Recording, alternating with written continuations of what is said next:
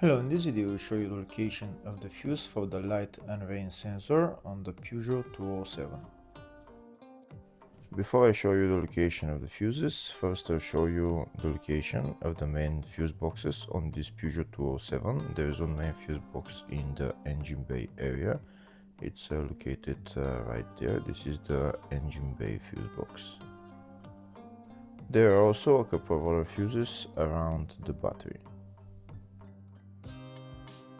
The other main fuse box is the fascia fuse box. It's located right there behind this plastic panel, just underneath the steering wheel. To take out the plastic panel, you put your finger in there and you just pull it out.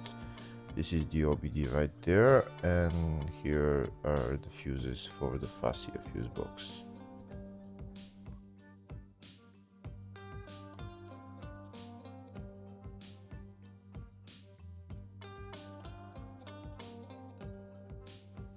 If the video is useful, please subscribe to the channel to see more videos like this. In the description of the video, I have links to tools that I recommend for doing jobs like this.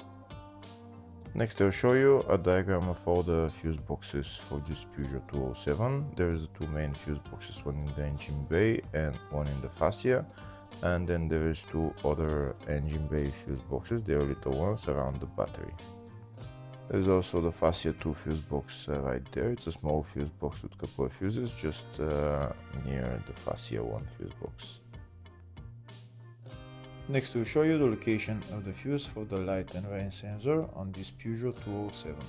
The fuse is located in the fascia 1 fuse box and the fuse there is F12. Hopefully the video was helpful. Please like and comment on the video and subscribe to the channel. Thank you.